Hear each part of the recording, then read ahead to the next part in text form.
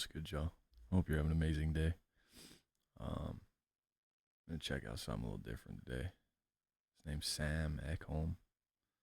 Never checked his channel out, but this caught my attention. Surviving a day with the United States Coast Guard. So it's a long video. Just gonna let it play. But yeah, man, all love. Hit that like and sub. I appreciate you. Welcome to the graveyard of the Atlantic. Located in the Outer Banks of North Carolina, these treacherous waters are home to over 3,000 shipwrecks and have claimed numerous lives due to the strong winds and severe weather conditions. But for the team of elite Coast Guard pilots, flight mechanics, and rescue swimmers, they're the ones that are called upon to respond in the most extreme and deadly situations. Today, I'll be taking on the ultimate challenge, stranded out in the middle of the ocean to experience getting rescued by the United States Coast Guard. It's a dope ass idea, but bro, that would scare the hell out of me. Helicopter 6004, ops normal, position 3545, decimal 907. 3, 2, 1. I'm Lieutenant James Gardner. I'm a helicopter pilot at Coast Guard Air Station Elizabeth City. Our goal here is to provide aviation support for the Coast Guard's varying missions. We fly with a crew of 4, 2 pilots, a flight mechanic, and rescue swimmer, and we have crews here on base 24/7 ready to respond for distress. Being located near what's known as the graveyard of the Atlantic, we respond to a variety of different types of cases. Some of those could be rescuing someone from a boat that's sinking, a long-range medical evacuation, and even hurricane response. Every year, our unit responds to about 300 search and rescue cases. Today, we're excited to have Sam come out and see how we train and simulate these rescues. So this is quite the beast of a helicopter, and to my understanding, it's both the largest and most equipped helicopter the Coast Guard flies. That's correct. This is the Sikorsky's MH-60. The version you're looking at today is the T model, which has a full glass cockpit display. It's the most capable helicopter we have in regards to on-scene endurance and cargo carrying capacity. It's configured specifically for search and rescue missions, law enforcement, and aids to navigation for our mariners out there. Now, I heard you guys sometimes conduct search and rescue operations as far out as Bermuda, which is like 600, 700 miles away from where we are in Elizabeth City. How's this helicopter able to do that? One thing that's different with this 60 compared to others is that it's configured to carry 6,000 pounds of fuel. We have 3 external fuel tanks. You can see we have an 80-gallon external fuel tank on the right-hand side and 2 120s on the left. That can extend our fuel endurance up to 5 hours. So is that not scary, flying hundreds of miles out into the ocean in just a helicopter? It can be, but I gotta say, the C-130 crews are our most valuable asset that we have going out there with us. We can ask them to fly different altitudes to test our tailwind, which will maximize our range. They're also on-scene first, which can minimize our on-scene time and minimize our fuel burn ultimately. So how does the MH-60 handle the extreme weather conditions that I'm sure are thrown at you guys when you're conducting your search and rescue? I gotta say, one of the most valuable things that we have to allow us the confidence to fly in those conditions is a great maintenance program. Our flight mechanics are not only conducting the rescues in the back, they're turning wrenches 24/7 to make sure that we're able to operate near the limits. For us, we also have in the front a digital automatic flight control computer, which will help augment the pilot controls to maintain a stable hover. Now, from up here, you really can't see what's going on underneath you, so I imagine you're relying on your crew in the back to give you instructions. What's that process like? Our flight mechanics are our eyes and ears. They do an incredible job conning us into precise, confined areas. As you'll see today, we have a specific flow and cadence that we follow so that we can effect a rescue. So what is the worst weather and lowest altitude you guys can safely operate in? So I gotta say, the most critical phase of flight that we operate in is when we don't have visual with the water above 300 feet. So essentially, based off of the clouds and the visibility, we're flying through them. And to get down, we can program what's called a manual approach to a coupled hover. This is also known as a match. This will give the pilot lateral and vertical guidance down to the surface of the water so that we can effect a rescue BMC. Now, as Lieutenant Gardner mentioned, the typical search and rescue mission includes 4 total crew members. Your 2 pilots up front, the rescue swimmer, and the flight mechanic, who's qualified as part of the flight crew to help manage the hoist system that's used to recover survivors from the water. This position is one of the most vital because the flight mechanic is the one communicating with both the pilots and the rescue swimmer to ensure everything is operating smoothly and safely. So your job must be incredibly hectic, having to keep your head on a swivel in what I imagine is a very stressful situation. What's the secret to doing it successfully? Yeah, you're right. Stress is inevitable. It's part of the job. But the same tools that we use to manage that stress are also what make us so successful. Our constant training, our teamwork, and extreme trust in one another. Now, I'm super excited to get rescued here in a little bit. A little nervous for sure, but I know you're going to be in charge of pretty much my safety. So can you walk me through what that evolution looks like? Sure. So in aviation, everything starts and ends with a checklist. So we'll talk about what hoist we want to conduct, what gear we're going to use, and where we're going to position ourselves. From there, the motion gets going. We put ourselves into the right position, get the gear ready to go out the door, and we'll lower the gear and the swimmer into that hoisting area to the survivors. From there, swimmer does his magic. Gets everybody ready to come back up, signals that he's good to go, bring him up, rinse and repeat until everyone's in the helicopter. Now, the final piece of the rescue crew is, of course, the rescue swimmer. Now, I could do an entire video on the intense physical training and bravery of all those who make it through rescue swimmer qualification, because it's pretty amazing. The 24-week training program has one of the highest attrition rates of any military training pipeline, with around 80% of candidates washing out. In other words, these individuals are the best of the best. Can anybody attest to that? You Hey, went through welcome something Sam like that? to Air Station Elizabeth City, and this is the Rescue Swimmer Shop. Thank you. I mean, I think everyone knows how incredible you guys are, but I'm not sure everyone's aware of how intense the training is to actually even be qualified to be a rescue swimmer. Can you talk a little bit about that? Yeah, absolutely. So it is very intense. It is a 6-month-long training course where we're working out Monday through Friday, starting early in the morning, land workouts, moving on to the pool, quick lunch break, and then more pool workouts in the afternoon. And we're trained for desperate situations where people need help, and we're trained to handle anything that's given to us on any given day. So. Now, something I've always wondered is, do you have to come from a swimming background? Like, are most of you rescue swimmers like competitive high school or college swimmers, or can you pretty much just come into it with no experience and just kind of will yourself through it? Yeah, so that's a funny question because you would think that a lot of us come from competitive swimming, but for me, for instance, I don't. So I learned through YouTube. Really? So yeah. I would say about half of us But you were can learn a lot competitive of things swimmers, through, and then man. half of us just taught ourselves. So you don't necessarily have to be a competitive swimmer. That's Now, what's crazy, that though. feeling like when you jump out of the helicopter, you have the opportunity to pull someone from the water, potentially saving their life? What's that like? Oh man, it's so It's a exciting. well put there's together there's video. nothing like it. You guy's a get to be a good hero host. for a few moments. So, and you're out there helping someone who needs your help. You save their life. There's nothing better than that. Well, you're definitely humble. All the respect to you. I know I'm going to have the chance to get rescued, but apparently there's some more training I have to do. So, guess we're going to head to the pool? Oh yeah, let's see how well you float.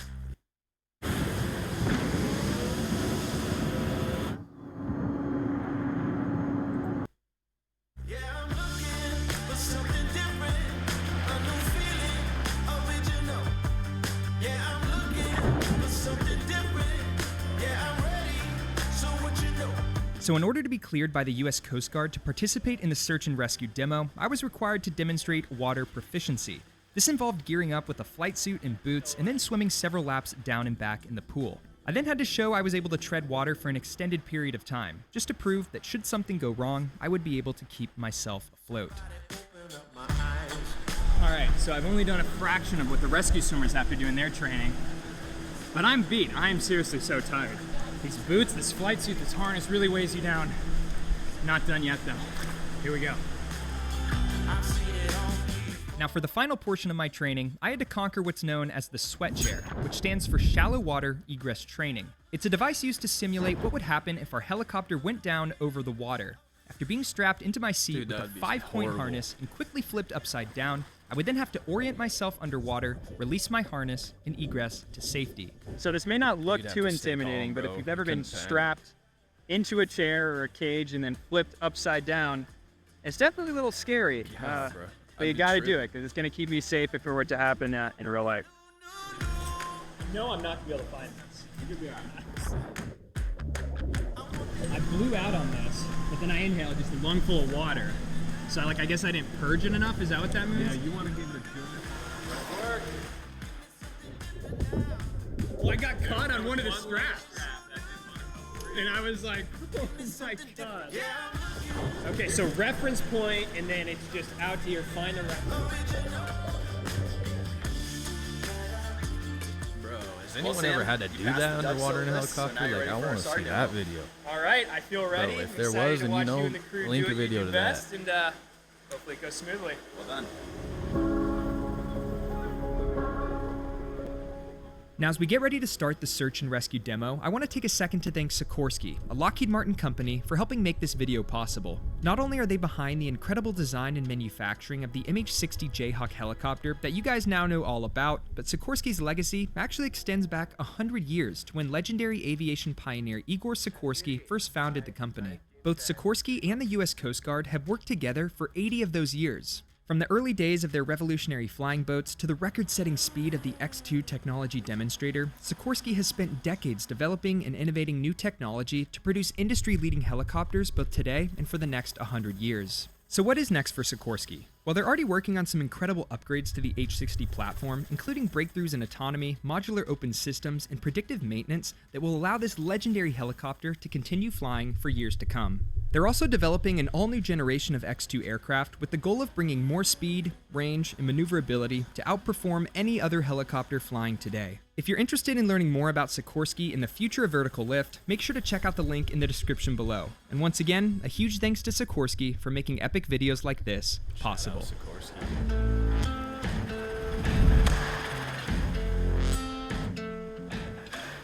So here's how this is going to work. Right now I'm on a 47-foot Coast Guard boat that we're using to simulate a vessel in distress. Like I said earlier, every year Elizabeth City conducts roughly 300 search and rescue operations, and a majority of them are due to the rough seas and severe weather. So as soon as I make the Mayday call, that will alert the Coast Guard sector, who then dispatches Elizabeth City, and finally the MH-60 crew for the search and rescue operations. Sure. Tsunamis, all that shit.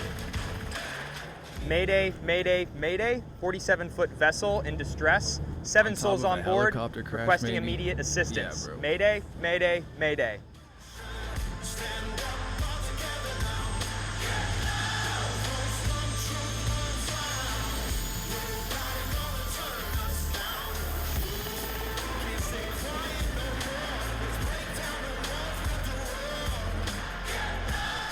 Vessel in distress is a Coast Guard Jayhawk helicopter.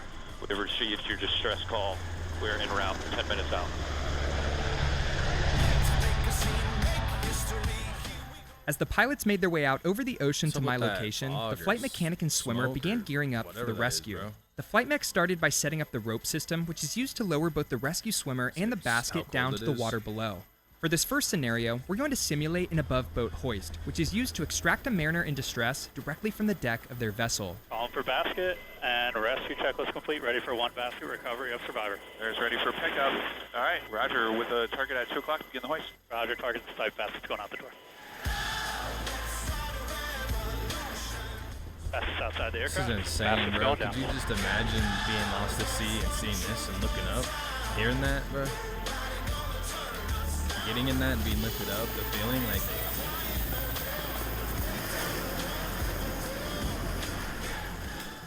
Once the basket reaches the deck of the vessel, the rescue swimmer is then lowered down. That way, they can help load the individual in distress, ensuring they make it to safety first, before finally being hoisted back up to the helicopter themselves and completing the rescue.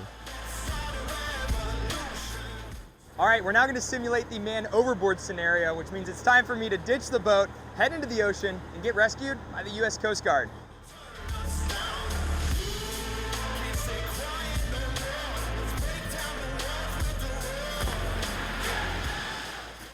So the first thing I'll say is that being out in the open ocean is a pretty terrifying feeling. The rough waves, the cold water, and for the split second that I did look down into the dark, murky sea below, I realized this was not a place I wanted to be stranded for long. Off in the distance, I noticed the helicopter circling back to make its way to my location, which even though in this scenario I was simulating someone— Imagine not having a wetsuit, not having anyone near you, just alone. Dehydrated. Hallucinating. Thinking of sharks. Like, bro, no way. In distress. It was an amazing feeling knowing the U.S. Coast Guard was on its way to rescue me. Ready for a 1 free fall deployment of the rescue swimmer. How likely is a Once shark the crew to bite identified you, my location, they began the rescue hoist checklist, which involves lowering the helicopter to an altitude of about 15 feet off the water for the free fall deployment of the swimmer. All right, copy up. Out. Roger, position's good, easy down. Easy down. Out. Out. Easy down.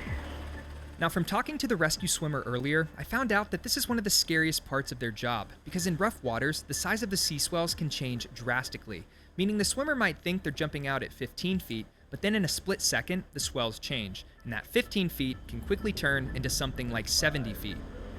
Deploy swimmer. Roger, deploying swimmer. The opposite. What if you catch a crazy wave in it? You're close as hell. Swimmer's away. Swimmer's in the water. They're up, east, back, and left. Swimmer's okay. Swimmer's out here at 3 o'clock. Easy back and left. Roger. Now at this point, I hope you can really get a sense for how rough the water was. I was getting pounded by waves and using every bit of energy I had to keep myself afloat. It just goes to show how impressive these rescue swimmers are, because they're the ones that not only have to jump from the helicopter into the water, but then locate the individual in distress, navigating their way through the waves to bring them back to safety. Once I was greeted by my rescue swimmer Nate, the next step was to signal to the helicopter that we were ready for extraction. As you can imagine, a downed pilot or mariner in distress could be in any number of different physical and mental conditions, so the technique the swimmers are trained on is what's called the cross-chest carry, which allows them to take control of the individual in need of rescue while still allowing them to breathe safely. Roger, right 5. Easy right, and hold. As we approached the MH-60, things got a little interesting. First off, being directly under a helicopter hovering over the ocean was pretty intense, and we were getting absolutely blasted by all of the water. Meanwhile, the flight mechanic started lowering the rescue basket down to the ocean below, which meant it was now time for me to load up. Getting into that basket was quite a weird sensation. For starters, it was a bit smaller than I expected, and because of how strong the sea spray and waves were, I was doing a lot of this completely blind.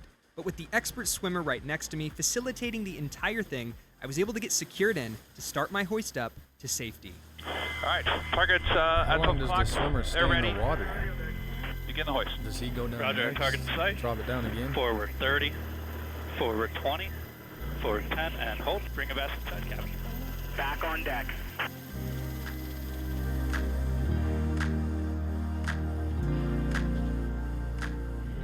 All right, guys, so that's a taste of what it's like to be rescued by the United States Coast Guard. Let's just say that was one of the craziest things I've ever done. I was almost moved to tears literally when the rescue swimmer came down, brought me to safety aboard the helicopter here. Huge shout out to the entire Coast Guard search and rescue team. It's absolutely crazy. And to the over 40,000 personnel currently serving in the Coast Guard as active duty, reservists, Shout out to y'all. civilians, and volunteers, thank you for all that you do. To everyone watching, thanks so much for tuning in. I hope you learned something new, and I'll catch you next time.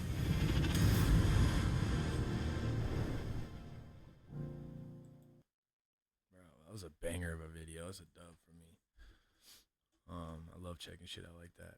That just goes to show you like how much some jobs like you have to sacrifice for. Like that's scary as hell, bro, for most people. And I wonder what does Coast Guard make? Like, and how often does that happen is what I'm saying. It can't be that often, but it happens, bro. And we need the resources like that for that. So shout out. Shout out to anyone serving, bro. Appreciate y'all. Let me know what you thought. Shout out to Sam Eckholm. Dope ass video, bro. But yeah, man.